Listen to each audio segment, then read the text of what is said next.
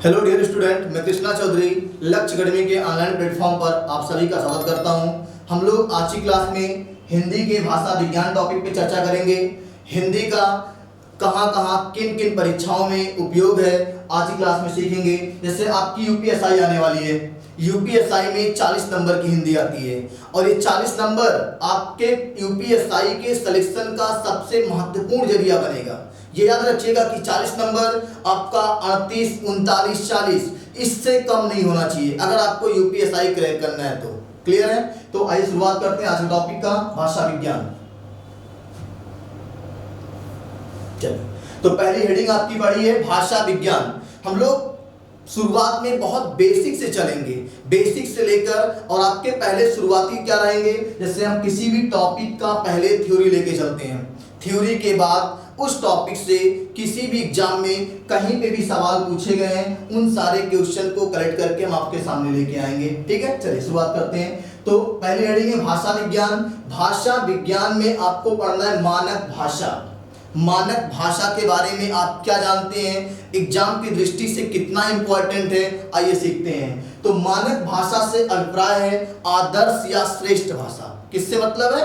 आदर्श या श्रेष्ठ से मतलब है। आदर्श श्रेष्ठ से मतलब क्या है कि मानक भाषा किसी देश अथवा राज्य की आदर्श भाषा होती है। मतलब कि कोई शिक्षित वर्ग जिन भाषाओं का प्रयोग अपने व्यापार के लिए, अपने सांस्कृतिक सामाजिक व्यवहार के लिए करता है, वो आपकी मानक भाषा कहलाती है। ठीक है, तो हम लोग इसका स्क्रीनशॉट ले सकते हैं। देखिए ध्यान से, मानक भाषा का अभिप्राय है आदर्श या श्रेष्ठ। मानक भाषा किसी देश अथवा राज्य की आदर्श भाषा होती है। फिर लिखा है जिसका प्रयोग वहां के शिक्षित वर्ग द्वारा अपने सामाजिक, सांस्कृतिक, व्यापारिक व वैज्ञानिक तथा प्रशासनिक कार्यों में किया जाता है। क्लियर है?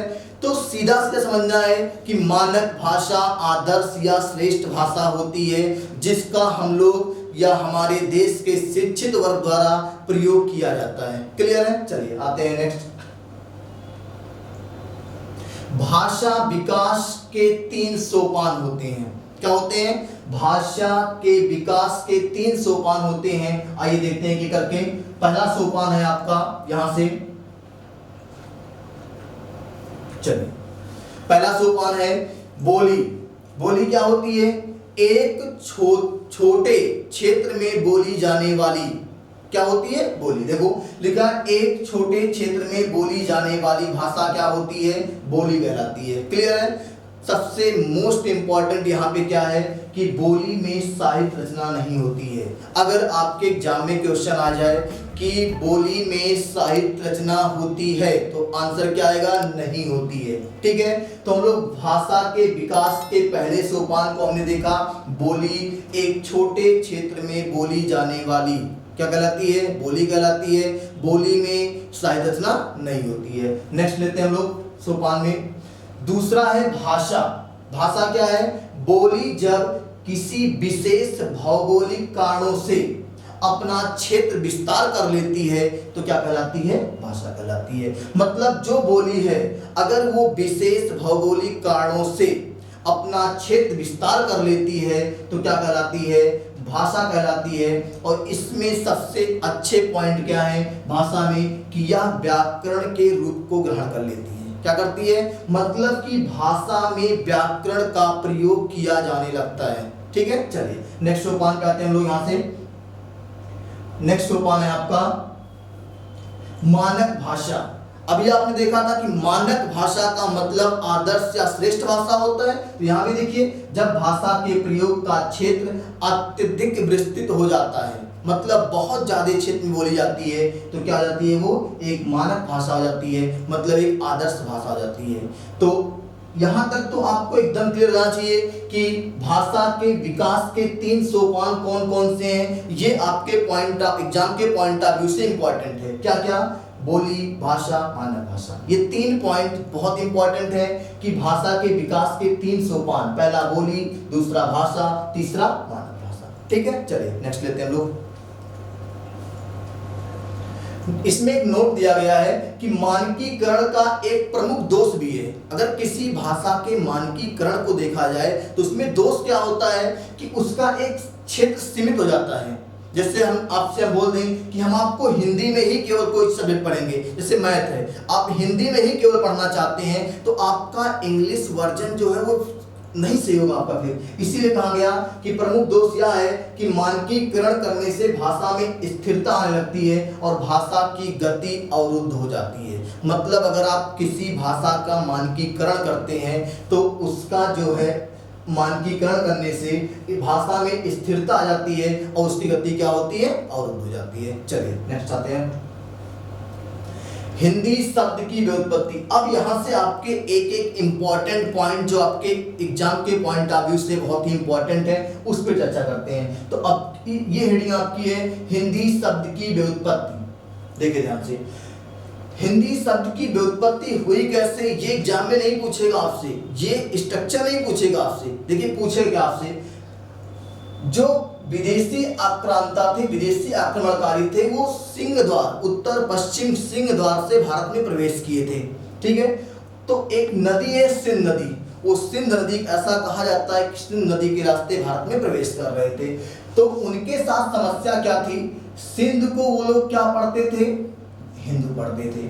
वो सा को हा कहते थे और धा को क्या कहते थे, दा कहते थे। तो सिंध को क्या पढ़ते थे, हिंदू पढ़ते थे। धीरे धीरे ये हिंदू हिंदू क्या हो गया, हिंद हो गया। और इस हिंद पर एक फारसी भाषा का प्रत्यय, कौन सी भाषा का, फारसी का प्रत्यय बड़ी ई लग गया और हमारे किस शब्द की उत्पत्ति हो गई, हिंदी शब्द की उत्पत्ति हो गई। क्लियर है। अब यहां से इंपॉर्टेंट क्या एग्जाम के लिए, देखिए ध्यान से, पहला पूछेगा कि हिंदी शब्द किसकी देन है, किसकी देन है, तो हम आंसर करेंगे हिंदी शब्द ईरानियों की देन है। किसकी देन है, ईरानियों की देन है। और ये कई एग्जाम में पूछा भी गया है कि हिंदी शब्द किसकी देन है, तो क्या बताएंगे, ईरानियों की देन है। दूसरा जो पॉइंट आपका इंपॉर्टेंट है वो पूछता है हिंदी किस भाषा का शब्द है, तो हम बताएंगे इस पर फारसी का प्रत्यय लगा है और पूछेगा हिंदी किस भाषा का शब्द है, तो आपका आंसर आएगा हिंदी फारसी भाषा का शब्द है। क्लियर है। तो देखिए 2 पॉइंट लिखा गया है, हिंदी शब्द ईरानियों की देन है, किसकी देन है, ईरानियों की देन है। हिंदी किस भाषा का शब्द है, तो आंसर क्या आएगा, फारसी भाषा का शब्द है। तो ये 2 पॉइंट आपका हिंदी शब्द की व्युत्पत्ति से मोस्ट इंपॉर्टेंट है, कई बार एग्जाम में आ चुके हैं। ठीक है, नेक्स्ट पॉइंट पे आते हैं। चलिए हम लोग हेडिंग बना लेंगे हिंदी का विकास क्रम। हिंदी का विकास कैसे हुआ है, ये आपके एग्जाम में कई बार पूछा गया है। इसी सीक्वेंस को पूछ लिया गया है, 4 विकल्प में रख के किसी को आगे पीछे चेंज करके पूछा गया है कि निम्नलिखित में से कौन सा हिंदी का सही विकास क्रम है। तो आइए सीखते हैं।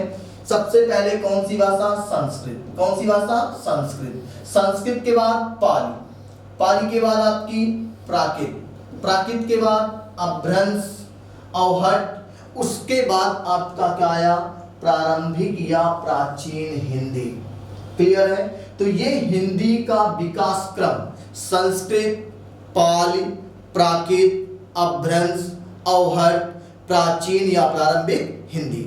ये तो पहला क्वेश्चन हो गया कि पूछेगा निम्नलिखित में से कौन सा भाषाओं का सही विकास क्रम है। तो बाबू क्या बताओगे आप, संस्कृत, पाली, प्राकृत, अपभ्रंश, अवहट, प्राचीन या प्रारंभिक हिंदी, ये आपका विकल्प सही होगा। क्लियर है।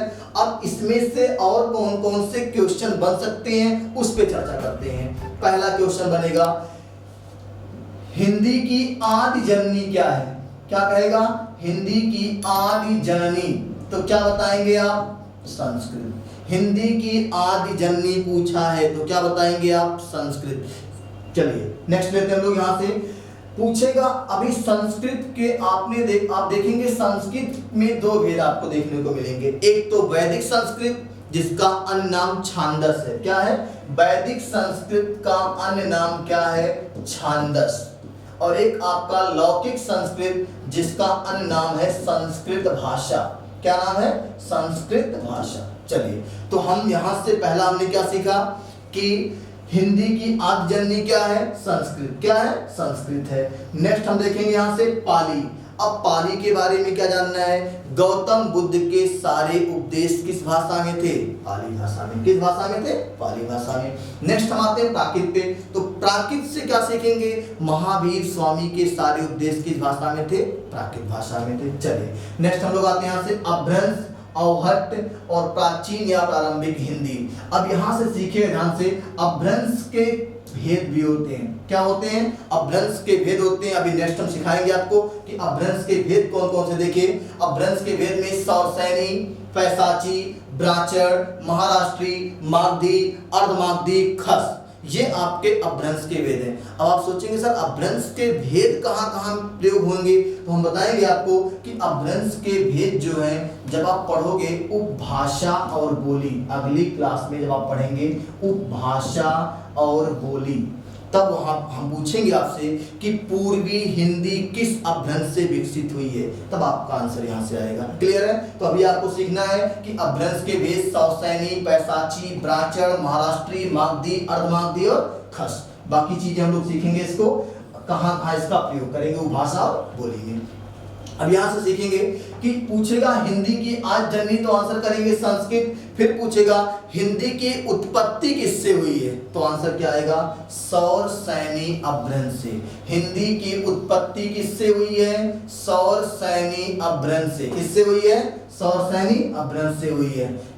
तो ये दोनों क्वेश्चन बहुत ही इंपॉर्टेंट है।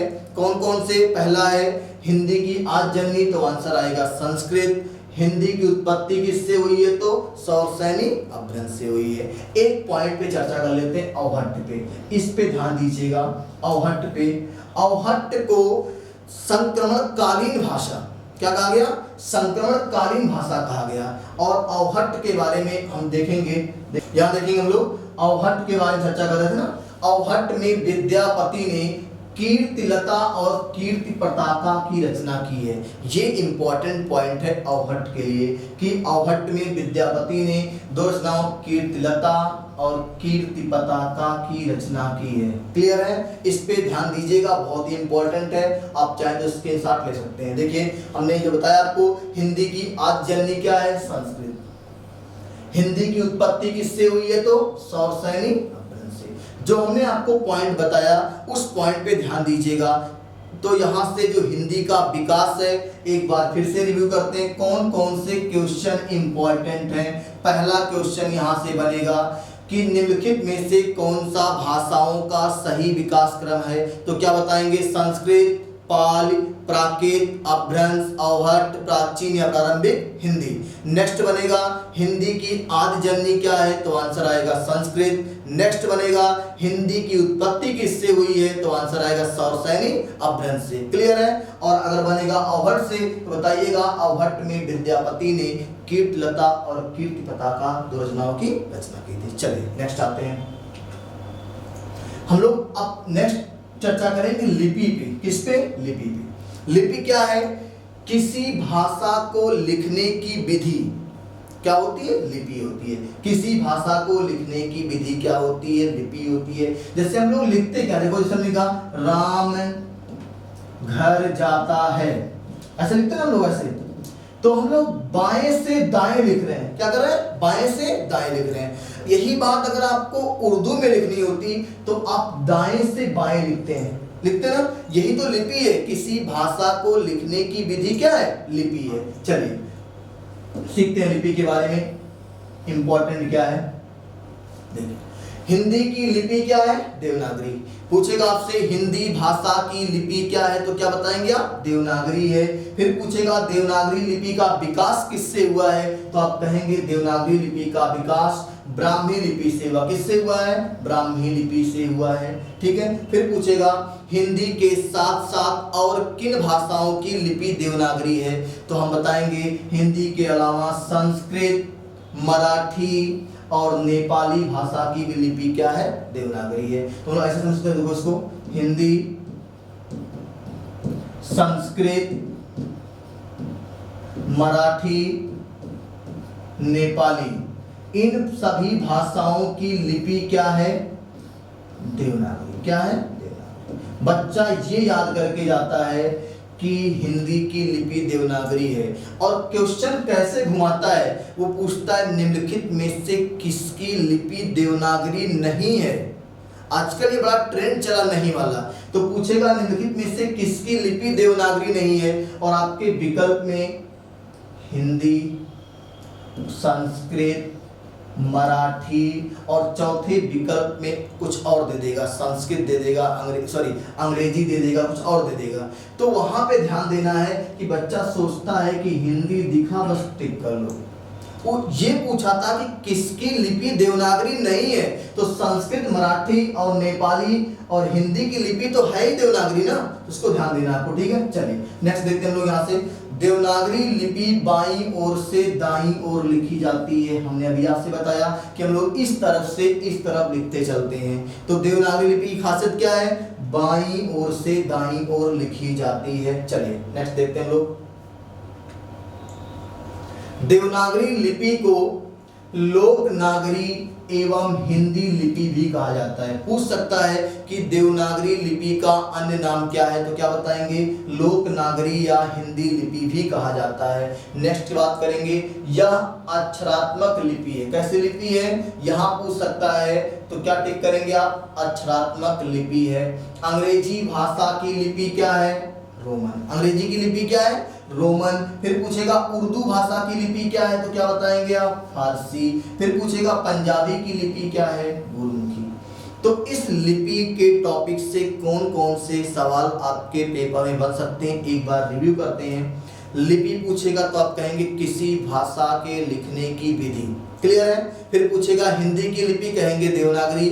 फिर कहेगा देवनागरी का विकास, कहेंगे ब्राह्मी लिपि से। फिर कहेगा कि देवनागरी को क्या कहा जाता है, तो आप कहेंगे लोकनागरी या हिंदी लिपि भी कहा जाता है। फिर कहेगा कि देवनागरी और किन किन भाषाओं की लिपि है, तो आप कहेंगे संस्कृत की है, मराठी की है, नेपाली की है और हिंदी की है। फिर पूछेगा आपसे अंग्रेजी भाषा की लिपि क्या है, रोमन। फिर पूछेगा यहाँ से पंजाबी भाषा की लिपि क्या है, गुरमुखी। फिर पूछेगा उर्दू भाषा की लिपि क्या है, फारसी।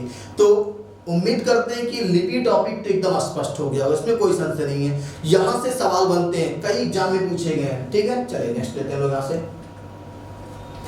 अगला हेडिंग है आपका भाषा परिवार। क्या है, भाषा परिवार। देखिए बहुत ही इत्मीनान से पढ़ना है, बहुत मेहनत करके ये स्लाइड बनाई जा रही है। एक एक पॉइंट को बहुत ही बारीकी से ढूंढ के अच्छे से मेहनत करके हम लोग यहाँ पे आ रहे हैं। तो आपका भी काम है कि चीज़ों को अच्छे से सीखिए, चीज़ों को प्रॉपर नोट कर लीजिए। ये परीक्षा की दृष्टि से बहुत इंपॉर्टेंट है, इसीलिए हमने देखो एक एक पॉइंट को रखा अलग अलग, जिससे आपको दिक्कत ना हो। अभी जैसे ये क्लास समाप्त होगी, अगली क्लास में हम आपको वो भाषा और बोली सिखा के फिर इस भाषा विज्ञान से जितने भी क्वेश्चन बनते हैं, जितने बन सकते हैं, जितने पूछे गए एग्जाम में, सभी को यहाँ पे सीखेंगे। ठीक है, चलिए देखते हैं भाषा परिवार के बारे में। भारत में 4 भाषा परिवार हैं। कितने भाषा परिवार हैं, 4 भाषा परिवार हैं। कौन कौन, देखिए भारोपीय, द्रविड़, ऑस्ट्रिक, चीनी, तिब्बती। कौन कौन, भारोपीय, द्रविड़, ऑस्ट्रिक और चीनी, तिब्बती। ये 4 भाषा परिवार हैं। तो यहाँ देखिएगा भारोपीय कितने परसेंट द्वारा बोली जाती है, 73% द्वारा बोली जाती है। ठीक है, फिर पूछेगा द्रविड़, तो आप बताएंगे 25% द्वारा बोली जाती है। अगला कहेगा ऑस्ट्रिक, तो 1.3%। अगला है चीनी तिब्बती 0.7%।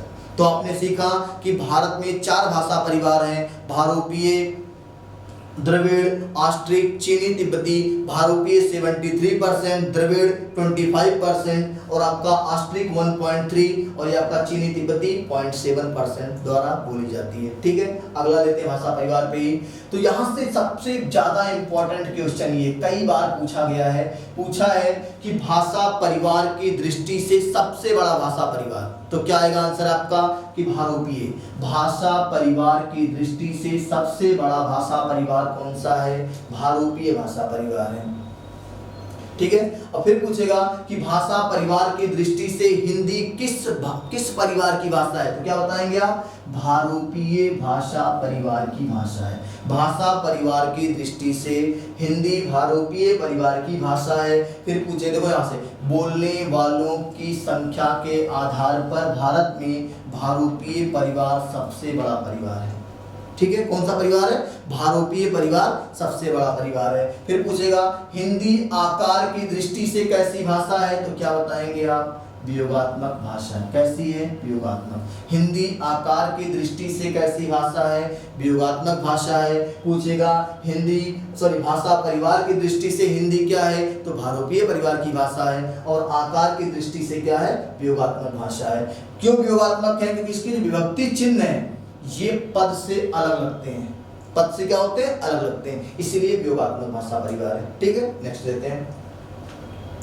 चलिए, बहुत ही इंपॉर्टेंट टॉपिक है भाग 17 राजभाषा। ये आप संविधान में पढ़े भी हैं, संविधान में इसको पढ़ेंगे भी कि भाग 17 में राजभाषा का प्रावधान है और किस आर्टिकल से किस आर्टिकल तक है। सबसे पहले हम राजभाषा की शाब्दिक अर्थ को सीखते हैं कि राजभाषा क्या है। कई एग्जाम ने पूछा है कि राजभाषा का शाब्दिक अर्थ होता है, तो क्या बताएंगे हम लोग, राजभाषा का शाब्दिक अर्थ होता है सरकारी कामकाज की भाषा। किसकी, राजकाज की भाषा कह सकते हो, अर्थात जो भाषा देश के राजकीय कार्यों के लिए प्रयुक्त होती है। यही तो राजभाषा है कि हम लोग जिस भाषा का प्रयोग सरकारी कामकाज में करते हैं, राजकीय कार्यों के लिए करते हैं, वही क्या है, राजभाषा है। क्लियर है ना। चलिए, राजभाषा कहलाती, ये पॉइंट आप नोट कर लीजिएगा, चाहो तो आप इसके साथ लिख सकते हो कि राजकाज की भाषा का मतलब होता है, राजभाषा का मतलब होता है राजकाज की भाषा। चलिए आगे नेक्स्ट लेते हैं इसको। राजभाषा एक कैसा शब्द है, पूछेगा आपसे एग्जाम में, राजभाषा कैसा शब्द है, तो कहेंगे राजभाषा एक संवैधानिक शब्द है। क्या है, संवैधानिक शब्द है। 14 सितंबर 1949 को हिंदी को संवैधानिक रूप से राजभाषा की मान्यता दी गई। कब दी गई, 14 सितंबर 1949 को संवैधानिक रूप से हिंदी को राजभाषा की मान्यता दी। कब दी गई, आपके एग्जाम में पूछेगा कि हिंदी को राजभाषा की मान्यता कब दी गई, तो आप बताएंगे 14 सितंबर 1949। 14 सितंबर 1949 को हिंदी को राजभाषा की मान्यता दी गई। अब अगर राजभाषा की मान्यता दी गई तो यहाँ से अगला प्रश्न आपके सामने है कि 14 सितंबर को प्रत्येक वर्ष हिंदी दिवस के रूप में मनाया जाता है। किसके रूप में मनाया जाता है, हिंदी दिवस। तो यहाँ देखिए, इसलिए प्रत्येक वर्ष 14 सितंबर को हिंदी दिवस के रूप में मनाया जाता है। तो सवाल पूछेगा आपसे कि हिंदी दिवस, तो क्या बताएंगे, 14 सितंबर। यहीं पे सीख लेते हैं कि विश्व हिंदी दिवस कब मनाया जाता है, तो आपका आंसर आएगा 10 जनवरी को। कब मनाया जाता है, 10 जनवरी को। और यहाँ से मोस्ट इंपॉर्टेंट क्वेश्चन बनता है, पूछा भी पेपर में, कि विश्व हिंदी दिवस को मुख्यतः कहाँ मनाया जाता है, तो जो भारत के दूतावास हैं अलग अलग देशों में ना, वहाँ मनाया जाता है, भारतीय दूतावासों में। चलिए नेक्स्ट लेते हैं यहाँ से लोग। तो यहाँ से हम लोग राजभाषा के टॉपिक में कितने इंपॉर्टेंट टॉपिक की चर्चा कर रहे हैं। भारतीय संविधान के भाग 17 में अनुच्छेद 343 से 351 तक किसका प्रावधान है, राजभाषा का प्रावधान है। तो यहाँ से 343 से 351 तक में कुछ आर्टिकल एग्जाम के पॉइंट ऑफ व्यू से बहुत ज्यादा इंपॉर्टेंट है, ध्यान से देखिएगा, स्क्रीनशॉट रखिएगा इसका। ठीक है, देखिए अनुच्छेद 343 के फर्स्ट की जब बात करेगा तो कहेगा कि अनुच्छेद 343 के फर्स्ट में क्या कहा गया है, तो आपको ऑप्शन से टिक क्या करना पड़ेगा कि संघ की राजभाषा हिंदी होगी और लिपि क्या होगी, देवनागरी होगी। ये किस अनुच्छेद में कहा गया, आर्टिकल में कहा गया, आर्टिकल 343 343 के फर्स्ट में यह कहा गया कि संघ की राजभाषा हिंदी होगी और लिपि क्या होगी, देवनागरी होगी। किस आर्टिकल में? 343 के फर्स्ट में। अंकों का जो रूप है वो भारतीय अंकों का अंतरराष्ट्रीय रूप होगा। ये 343 के फर्स्ट में इतनी बातें कही गई थी। सबसे ज्यादा इंपॉर्टेंट ये है कि संघ की राजभाषा क्या होगी? हिंदी। लिपि क्या होगी? देवनागरी। संघ के बारे में सबको पता है कि भाग 1 अनुच्छेद 1 कहता है कि भारत राज्यों का एक संघ होगा। क्या होगा? भारत राज्यों का एक संघ होगा। चलिए नेक्स्ट लेते हैं हम लोग। अनुच्छेद 348, कभी कभी इसको भी पूछ लेता है कि इंपॉर्टेंट है 348 भी। सर्वोच्च न्यायालय, देखिए क्या कहा गया? सर्वोच्च न्यायालय, उच्च न्यायालय, विधानमंडल, संसद में जो विधेयक और अधिनियम पारित होते हैं उसमें प्रयोग की जाने वाली भाषा का वर्णन कहाँ पे मिलेगा आपको? अनुच्छेद 348 में। मतलब सर्वोच्च न्यायालय, सुप्रीम कोर्ट, हाई कोर्ट और संसद और राज्य विधानमंडल में विधेयकों, अधिनियमों आदि के प्रयोग के लिए की जाने वाली भाषा का वर्णन किसमें है? अनुच्छेद 348 में। ये भी कभी कभी पूछा गया एग्जाम में। चलिए नेक्स्ट लेते हैं लोग यहाँ से। सबसे मोस्ट इंपॉर्टेंट, ये कई बार पेपर में आ चुका है, अनुच्छेद 351। क्या कहा गया? हिंदी के विकास के लिए निर्देश। किसमें कहा गया? आर्टिकल 351 में हिंदी के विकास के लिए निर्देश। कि हिंदी का विकास कैसे किया जाएगा, हिंदी भाषा का विकास कैसे होगा, ये आपके अनुच्छेद 351 में वर्णित है। अगला हम लोग लेते हैं यहाँ से अनुसूची 8। हम लोग राजभाषा भाग 17 के बारे में हमने सीखा। उसमें हमने कुछ इंपॉर्टेंट पॉइंट पे चर्चा किया कि राजभाषा क्या है? सरकारी कामकाज की भाषा है। फिर हमने कहा कि अनुच्छेद 343 से 351 तक में राजभाषा का प्रावधान है।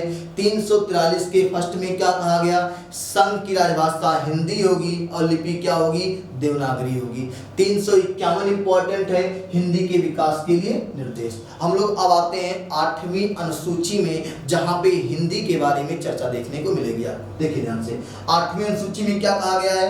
भारतीय संविधान के 8वीं अनुसूची में आपसे पहला सवाल ही पूछेगा कि संविधान द्वारा मान्यता प्राप्त कितनी भाषाओं का वर्णन है? तो क्या आंसर करेंगे आप? 22। भारतीय संविधान के 8वीं अनुसूची में संविधान द्वारा मान्यता प्राप्त 22 भाषाओं का उल्लेख है। कितनी भाषाओं का उल्लेख है? 22 भाषाओं का उल्लेख है। चलिए एक शब्द में बार बार आपके सामने ला रहा हूं, उल्लेख। ध्यान दीजिएगा, कैसे पढ़ते हैं उसको ध्यान दीजिएगा। कोई भी सब्जेक्ट पढ़ने से पहले ध्यान दीजिएगा, चीजों को लिंक करना सीखिए, चीजों को एक दूसरे से लिंक करिए। ठीक है, जैसे मैंने कहा उल्लेख है, तो अब ये हिंदी का बहुत ही महत्वपूर्ण सवाल है। उल्लेख पूछेगा, उल्लेख में कौन सी संधि है? कौन संधि है? तो क्या बताएंगे? देखिए ध्यान से, इसका संधि विच्छेद जब करेंगे तो हम कहेंगे उत धन लेख। क्या कहेंगे? उत धन लेख। और संधि का नाम क्या हो जाएगा? यहां से आपको पता चलेगा व्यंजन संधि। क्या होगा? व्यंजन संधि। जब संधि की क्लास आपको पढ़ाएंगे तो वहां पे संधि के बारे में बहुत विस्तार से एकदम बेसिक सिखा देंगे आपको। अभी आप सीख लीजिए कि उल्लेख शब्द जब बीच में आ ही गया है तो उसके बारे में जान लेते हैं। उल्लेख शब्द में संधि कौन सी है? व्यंजन संधि है। संधि विच्छेद क्या है? उत धन लेख। इसके नियम को हम लोग संधि में पढ़ेंगे। ऐसे चीजों को लिंक किया जाता है। कोई भी चीज पढ़ने का तरीका यही है, कभी नहीं बोलेगा आपको उल्लेख। ठीक है, चलिए नेक्स्ट लेते हैं यहाँ से हम लोग। अभी एक पॉइंट आपका है, 1950 में जब संविधान लागू हुआ था तो उस समय भारतीय संविधान में जब संविधान लागू हुआ तो उस समय 8वीं अनुसूची में केवल 14 भाषाएं थी। कितनी थी? 14। देखिए ध्यान से देखिए 1950 में जब संविधान लागू हुआ तब 8वीं अनुसूची में कितनी भाषाएं थी? ध्यान दीजिएगा, 14। कितनी थी? 14 भाषाएं थी। बाद में आपको देखा जाएगा 8 भाषाओं को निम्नलिखित संविधान संशोधन के तहत जोड़ा गया। किसके तहत? निम्नलिखित संविधान संशोधन के तहत जोड़ा गया। तो अब पहले 14 कौन कौन सी भाषाएं थी उसका एक बार आप स्क्रीनशॉट लीजिएगा, फिर हम आगे आपको बताएंगे कि कौन 8 भाषाएं कब और कैसे जोड़ी गई, वो इंपॉर्टेंट थी। इसको आप देख लीजिए। 14 पहले क्या थी? असमिया, बांग्ला, गुजराती, हिंदी, कन्नड़, उसके बाद आपका आता है काश्मीरी, मलयालम, मराठी, उड़िया, पंजाबी, 10 हो गया। ये आपका 11 है। संस्कृत, तमिल, तेलुगु, उर्दू।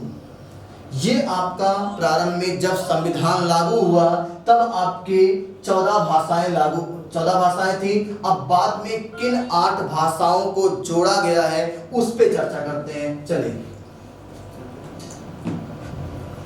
देखिए, मोस्ट इंपॉर्टेंट है, ध्यान दीजिएगा। यहां से आपका सवाल बनता है, इस पे ध्यान दीजिएगा।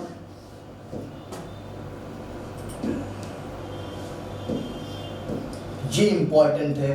जब मैंने कहा कि 1950 में संविधान लागू हुआ तो उस समय 8वीं अनुसूची में 14 भाषाएं थी, आपने 14 देखा। अब जो 8 संविधान संशोधन से जोड़ी गई वो कब और कैसे जोड़ी गई, ये बहुत ज़्यादा इंपॉर्टेंट है, ध्यान दीजिएगा। 21वां संविधान संशोधन, कौन सा? 21वां संविधान संशोधन 1967। कौन सी भाषा जोड़ी गई? सिंधी। कौन सी जोड़ी गई? सिंधी। अब यहाँ से सवाल सीधे सीधे नहीं बनते हैं, घुमा के भी सवाल बनते हैं। पूछेगा 21वां संविधान संशोधन कब हुआ, तो आप कहेंगे 1967 में हुआ। फिर पूछेगा 21वां संविधान संशोधन के तहत कौन सी भाषा जोड़ी गई, तो आपका आंसर आएगा सिंधी भाषा जोड़ी गई। कौन सी जोड़ी गई? सिंधी जोड़ी गई। फिर कहेगा 21वां संविधान संशोधन के तहत कितनी भाषा जोड़ी गई, तो क्या बताएंगे आप? क्या बताएंगे आप? एक भाषा, सिंधी केवल जोड़ी गई। चलिए नेक्स्ट देखते हैं लोग यहाँ से। 71वां संविधान संशोधन मोस्ट इंपॉर्टेंट है, ध्यान दीजिएगा। 71वां संविधान संशोधन कब हुआ? 1992 में। कब हुआ? 1992 में। कौन कौन सी भाषा जोड़ी गई? मणिपुरी, कोंकणी और नेपाली। देखिए, कोंकणी, मणिपुरी और नेपाली। अब यहां से भी सवाल आपसे पूछेगा ना कि 21वां संविधान संशोधन 1967 सिंधी एक भाषा। फिर कहेगा 71वां संविधान संशोधन कब हुआ, तो क्या बताएंगे? 1992। क्या बताएंगे? 1992। कौन कौन सी भाषा जोड़ी गई? मणिपुरी, कोंकणी और नेपाली। कितनी जोड़ी गई, तो संख्या में आप बताएंगे 3 जोड़ी गई। कितनी जोड़ी गई? 3 जोड़ी गई। चलिए आते हैं नेक्स्ट, 92वां संविधान संशोधन। ये तीनों बहुत ही इंपॉर्टेंट है, ध्यान दीजिएगा। 92वां संविधान संशोधन 2003 में हुआ। कब हुआ? 2003 में हुआ। और कौन कौन सी भाषा जोड़ी गई, ध्यान दीजिएगा। बोडो, डोगरी, मैथिली और संथाली। बोडो, डोगरी, मैथिली और संथाली, ये 4 भाषाएं कब जोड़ी गई? 92वां संविधान संशोधन 2003 के तहत। इस तरह से भारतीय संविधान के 8वीं अनुसूची में कुल 14 पहले से थी, प्लस 8 जोड़ा गया और कुल कितनी हो गई? 22 भाषाएं हो गई। क्लियर है? तो यहां से आपने देखा, तो उम्मीद करते हैं कि आज की क्लास आपको अच्छे समझ में आई होगी। अगर कोई डाउट है इस क्लास से संबंधित तो आप नीचे कमेंट बॉक्स में करिएगा। वीडियो को अधिक से अधिक शेयर, सब्सक्राइब और साथ में बेल आइकन को प्रेस करिएगा। मिलते हैं अगली क्लास में बहुत ही बेहतरीन टॉपिक के साथ।